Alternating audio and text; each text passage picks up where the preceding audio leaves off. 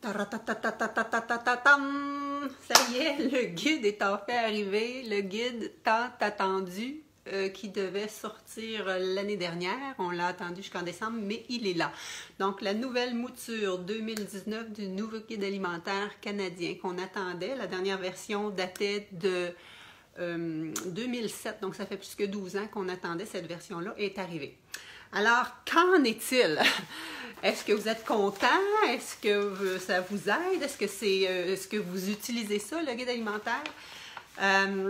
Je vais vous parler des grands changements. En fait, on en avait abordé un petit peu quand les prémices étaient sorties il y a 2 semaines.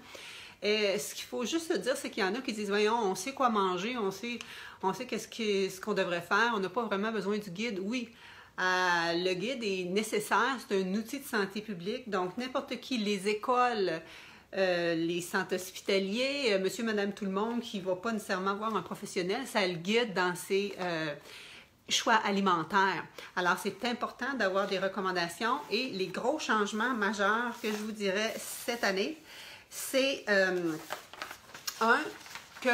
qu'on oublie en fin de compte les 4 groupes qu'on avait avant, on oublie l'allure de l'arc-en-ciel qu'on avait depuis les 2 derniers guides. Hein, moi, je recule, là, quand j'étais jeune, c'était le Soleil, le guide alimentaire canadien, qui était divisé en 4 groupes. Ensuite de ça, on a eu un arc-en-ciel et un deuxième en 2007. Et là, on est complètement à autre part. Donc, avant, on avait les groupes des légumes et fruits, des produits agricoles entiers, lait et substituts et produits laitiers et, en fait, compte produits laitiers, là, qui était quasiment un groupe pour le calcium. On a enlevé ça. En fin de compte, et le groupe viande et substituts est enlevé, et le groupe produits laitiers est enlevé, et on a joint ça dans un groupe qu'on appelle aliments protéinés. OK? Donc, ça, c'est une des choses. Et ensuite de ça, je vais y revenir. Et l'autre chose, c'est qu'avant, c'était vraiment les groupes étaient mentionnés et on avait des recommandations en termes de portions pour chacun des groupes.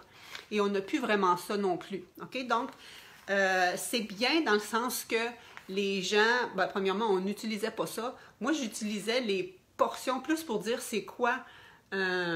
Souvent, les gens, ils disent « je mange du riz, j'ai mangé du riz, j'ai mangé 2 tasses de riz. » Ben, peut-être que 2 tasses de riz, c'est gros comme portion. Fait que c'était juste pour dire c'était quoi, qu'est-ce qui devrait être à peu près une portion, mais ça ne voulait pas dire qu'est-ce que toi, tu devrais manger dans ta journée, OK?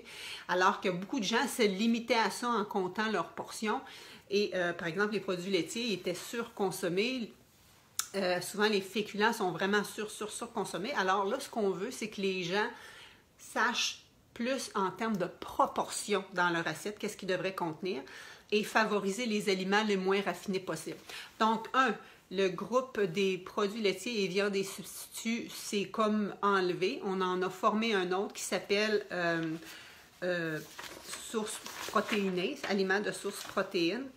Et on a enlevé l'idée des portions. On y va avec des grandes recommandations. Donc, la première grande ligne directrice, c'est... Allô, Lucélane? La première grande ligne directrice, c'est les aliments à haute valeur nutritive devraient être le fondement de notre saine alimentation. Qu'est-ce que ça veut dire, ça? C'est justement, ça veut dire que la place des légumes et fruits devrait prendre la moitié de votre assiette. OK? Et pas transformer le plus possible, plein de couleurs, etc. Ensuite de ça, les grains entiers devraient fournir le quart de votre alimentation. Et ensuite de ça, les aliments protéinés devraient être aussi l'autre quart de votre assiette. OK? Donc ça, ne pas confondre avec l'assiette que je vous ai parlé hier, qui c'était l'assiette planétaire, l'alimentation qu'on pouvait recommander pour sauver l'humanité et la planète. OK? Donc c'est d'autres choses. Donc ça, c'est vraiment le guide alimentaire. Et au niveau des aliments de source protéinée, on dit que favoriser les protéines de source végétale. Et quand ils vont avec l'énumération, les premières qui sont nommées, c'est légumineuses, noix et graines, tofu, boissons de soya enrichies, etc. Ensuite, on y va avec les viandes de gibier, avec les viandes, les œufs. Les produits laitiers sont là avec les plus faibles en gras. Allô Anne-Marie? Donc, première ligne directrice qui parle aussi de réduire les gras saturés pour favoriser les gras en quantité modérée, insaturés. Et juste pour vous dire que les gras saturés de façon normale, ce sont les gras animaux qu'on retrouve dans les produits laitiers, fromage, yogourt, etc., dans les viandes, etc. Et les produits insaturés, ce sont les gras de source végétale. Donc, on va en diminuer, idéalement diminuer aussi les gras de cuisson parce qu'on veut utiliser moins process possible, c'est ça qui est recommandé. Et aussi les gras insaturés, comme par exemple l'avocat, ces choses-là. Donc, ça serait ceux-là après à favoriser. Moi, je trouve que c'est bon parce que moi, c'est ce que je recommande de façon générale. Et le troisième point de la première ligne directrice, c'était de favoriser l'eau comme premier choix. OK? On exit le lait, par exemple, comme boisson pour les enfants qu'on recommandait avant. On veut vraiment que l'eau, ça soit la source principale. Parce que la principale apport en sucre libre dans l'alimentation de tout le monde et de nos jeunes, c'est les boissons. Les boissons comme les boissons de jus, même chez les adultes, les cafés aromatisés, il y a full de sucre là-dedans, les boissons pour sportifs, toutes ces choses-là, on essaie de diminuer au minimum pour que ça soit l'eau notre principal carburant. C'est bon? Donc, première ligne directrice. Deuxième, justement, les aliments et les boissons transformées, ça ne devrait pas faire partie de notre alimentation régulière, ça devrait être vraiment mangé de façon occasionnelle. Pourquoi? Parce que c'est riche en sodium, c'est riche en graisse saturée et c'est aussi riche en sodium, je viens de le dire, donc en sucre. Et tout ça, parce que ça favorise la prolifération, si tu veux, des maladies chroniques. Okay? Donc, au début du siècle, dans les années 40, dans les premiers guides alimentaires, on y allait avec des recommandations minimum qu'on devait manger par jour en termes de portions de produits laitiers, en termes de fruits, en termes de légumes, pour s'assurer que les gens avaient une santé minimale avec ces aliments-là qui étaient nutritifs, OK? Maintenant, là, les problématiques de santé, c'est pas que les gens manquent de nutriments en général. Oui, parce que oui, d'une certaine façon, mais souvent, les gens ne sont pas dénutris, là, comme au début du siècle, tu sais, comme après la guerre, quand il manquait de nourriture, tout ça. Les problématiques, c'est les gens, on mange trop, et on mange trop de produits transformés. Alors, c'est plus l'idée d'aller manger le minimum de portions. Ce qu'on veut s'assurer, c'est que ce qu'on mange, c'est de la qualité et que c'est le moins transformé possible parce qu'on dit qu'une calorie sur deux, 50% des calories qu'on mange présentement, c'est des aliments qui sont transformés. Donc, dans les derniers 12 ans, il y a beaucoup de produits qui n'existaient pas, ces tablettes qui sont là en abondance. Allô, Isabelle? Donc, des produits, là, quand tu t'en vas dans les rangées qu'on ne devrait même pas passer, là, toutes les rangées des barres tendres, toutes les céréales, tous les produits, dans le fond, qui ont une étiquette, là, que c'est transformé, qui ont une liste d'ingrédients abondante, on devrait y aller avec les produits qui sont les plus nature possible. Donc, oui, des céréales à déjeuner, il y en a des bonnes, mais c'est encore mieux de manger, par exemple, du vrai avoine pour déjeuner. Oui, il y a des pains, des craquelins qui sont des meilleurs choix pour la santé, qui vont contenir des bons grains entiers, qui vont contenir des fibres, qui vont contenir le moins de gras, mais c'est encore mieux avec manger du riz puis du quinoa puis ces choses-là qui ne sont pas transformées, okay? Qui sont à l'état pur. C'est ça qu'on veut dire quand on dit manger des grains entiers. OK, donc ça, c'était la deuxième recommandation qui parlait aussi que l'alcool est associé à des risques pour la santé. Donc, si vous pensez que vous prenez de l'alcool, par exemple du vin rouge pour améliorer votre santé cardiovasculaire, sachez que l'OMS mentionne que l'alcool, c'est cancérigène et donc c'est qu'à consommer en modération. Okay? Et ça favorise les problématiques de santé. Et la troisième grande ligne directrice, c'était l'importance des compétences alimentaires nécessaires justement pour naviguer, faire des choix éclairés. Et qu'est-ce que ça veut dire des compétences? Premièrement, des connaissances. Connaissez-vous démystifier les étiquettes des aliments pour faire les meilleurs choix éclairés? Ça, c'est important si vous voulez en faire. Compétences sensorielles. Est-ce que vous êtes capable de détecter quand un aliment est mûr ou au contraire, quand il est plus mûr, qui est périmé pour vous aider encore une fois à faire des meilleurs choix? Compétences au niveau de la planification pour planifier vos repas, pour faire des listes, pour faire du meal prep, pour aller faire vos listes d'épicerie, vos listes d'achat. Okay? Ces compétences à ce niveau-là et aussi des compétences techniques pour savoir vraiment cuisiner. Est-ce que tu sais apprêter? Est-ce que tu sais différents modes de cuisson, etc. Donc, ça, ce serait les trois principales grandes lignes directrices. Okay? Donc, on favorise plus les protéines végétales, on enlève les groupes des produits laitiers, les groupes viande et substituts, on met ça dans source protéinée. on veut favoriser les grains entiers et on veut favoriser que les fruits et légumes, c'est la base de notre alimentation. C'est là qui est plus riche en vitamines, antioxydants, fibres, etc. OK?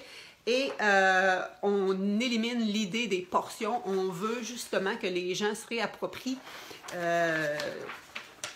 sachent en fonction de manger, en fonction de leur faim et satiété. Donc, on veut plus les proportions dans notre assiette plutôt que les portions. Et je veux juste vous dire qu'on fait très important, une grande place à tout ce qui est contexte social, dans le sens que on dit prenez conscience de vos habitudes alimentaires. C'est où tu manges, en quelle compagnie, quelle quantité tu manges. C'est quoi tes choix, OK? Parce que souvent, c'est ça qui est influencé, OK? On mange trop vite, on mange debout, OK? Donc, prendre le temps de prendre le temps de c'est quoi tes habitudes.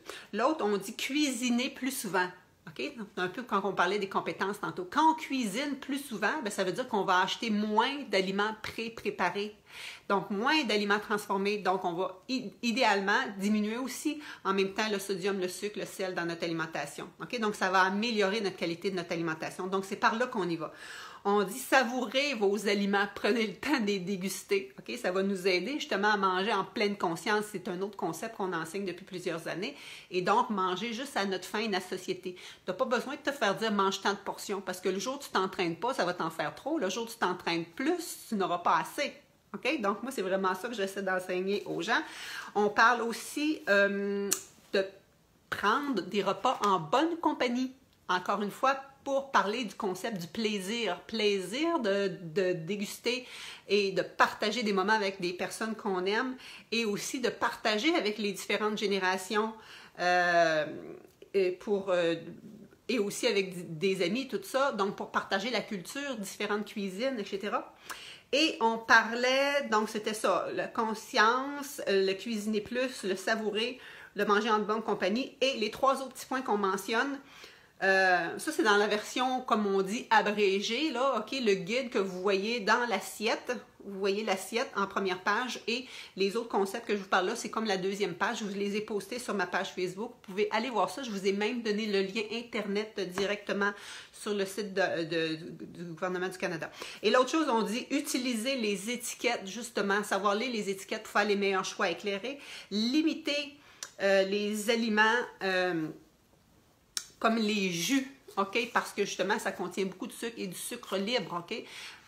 C'est pas vrai qu'on disait comme avant, un fruit égale un jus, ou plutôt un jus égale un fruit. Un jus de fruit, premièrement, quand c'est sur les tablettes, ça a beau être écrit fruits, les seuls ingrédients fruits, puis qu'on dit que c'est frais. Maintenant, tu prends une chose d'Oasis ou n'importe lequel. Mais qu'est-ce qui fait que toi, tu fais un jus ici, puis au bout d'une journée, il est plus bon? Qu'est-ce qui fait que des jus qui sont sur les tablettes, ils peuvent durer des mois? À un moment donné, c'est parce qu'il y a des agents de conservation là-dedans. Et quand on dit des fois saveur naturelle, ben, la saveur naturelle est artificielle et est faite de plusieurs éléments. Donc, le but, si vous faites des jus, faites-les vous-même à la maison. Et on dirait même favoriser manger les fruits frais parce qu'ils vous donnent les fibres, ils vous donnent encore plus de vitamines et minéraux et surtout les fibres qui vont vous aider à vous rassasier. Parce que tu peux boire un grand verre de jus de fruits et ça va te faire beaucoup de sucre en arrière de la cravate sans que tu t'en sois rendu compte et ton cerveau, il s'en aperçoit pas bien des calories liquides. Donc, utilisez les étiquettes et limiter les calories liquides comme les jus. Et restez vigilants face au marketing parce que c'est jamais faux les notions qu'on a en avant des boîtes ou toutes les choses du commerce, c'est jamais faux. Mais c'est songer, c'est étudier. Les emplacements des choses dans les allées, en bout d'allée, à l'œil de vue des enfants, tout ça, c'est tout étudié. Donc, pour vous faire acheter qu'est-ce qu'ils veulent bien. Donc, sachez lire les étiquettes pour faire des choix éclairés. Voilà. Alors, j'aimerais votre avis. Qu'est-ce que vous en pensez du nouveau guide alimentaire? Est-ce que vous trouvez que c'est une bonne chose? C'est quoi votre highlight numéro 1? Moi, en fin de compte, je trouve bien l'idée qu'on favorise l'assiette et les proportions parce que c'est ce que j'enseigne. Les portions comme telles, juste à titre indicatif, c'est quoi? Mais il ne faut pas que ça nous biaise dans ce qu'on va manger. Ce qu'on va manger, c'est si on garde la proportion dans notre assiette, t'as faim, t'en manges juste plus, cette même assiette-là en plus grande quantité. Un enfant, ça va être les mêmes proportions, mais en plus petite quantité. Et à la limite, c'est la même chose chez les athlètes. Okay? L'alimentation qu'on prône chez les athlètes, c'est un peu similaire. Ils vont juste manger plus en même proportion. Et aussi, l'idée là, des contextes sociaux, de prendre plaisir à manger, de déguster ces choses-là, de manger en bonne compagnie, je trouve ça super. Alors voilà, c'était les highlights du nouveau guide alimentaire 2019 attendu depuis belle lurette. Et j'attends vos commentaires juste en dessous. Pour ma part, je veux juste vous dire que si vous voulez apprendre justement à décoder les étiquettes, à manger mieux, diminuer le gras, le sucre, le sel dans vos alimentations, manger justement plus végé, comment qu'on fait pour que ça soit optimal, suivez-moi. Ce soir, c'est mon groupe Transformation Santé qui commence, mais sinon le 2 février, c'est ma nouvelle édition du défi VG Happy and Fit, qui s'appelait avant juste Happy and Fit, mais j'ai ajouté VG parce que je veux que les gens sachent que c'est vraiment ça que je recommande. Qui est la base des enseignements, des capsules nutrition et des recettes que je partage, une trentaine de recettes que je partage là-dedans. Comment faire des déjeuners santé, collations santé, dîner express, souper rapide pour la semaine. Bon repas fin de semaine, dont du comfort food, santé, végétalien. Et aussi des capsules nutrition, comment diminuer l'inflammation dans votre système, etc. Comment préparer des repas rapides en dedans de 15 minutes. Donc, je vous en reparle plus à fond, mais c'est vraiment un programme toujours basé sur les changements durables qui comporte autant le volet nutrition en théorie et en conseil cuisine directement dans ma cuisine, le volet exercice parce qu'on a 30 jours de circuit d'entraînement multiniveau accessible à tout le monde. Et c'est aussi travailler la motivation via aussi les mantras qu'on travaille dans les circuits d'exercice parce que chacun travaille un mantra. Et aussi avec les capsules motivation qu'on a au fil des semaines pour vous garder motivé, pour garder le momentum, pour garder le plaisir et ce que les changements se fassent dans le plaisir justement, mais de façon durable. Alors c'est ça pour mon défi VG Happy and Fit. Je refais une autre petite vidéo à ce sujet-là. Vous allez pouvoir le partager et j'ai une surprise pour vous. Ceux qui ont déjà fait mon défi et qui sont dans mon membership, vous allez pouvoir le refaire gratuitement. Quand vous êtes dans le membership, vous pouvez participer gratuitement au prochain groupe et bénéficier de la motivation déjà. Et ce membership-là, il est accessible pour un faible prix. La première fois que vous vous inscrivez, dans le sens que si tu te désistes puis après ça tu veux te réinscrire la prochaine fois, ça ne fonctionne pas. Ok, c'est un prix pour que vous continuez à avoir accès à toutes les vidéos et les capsules. Merci beaucoup, j'espère que vous allez passer un bon mardi.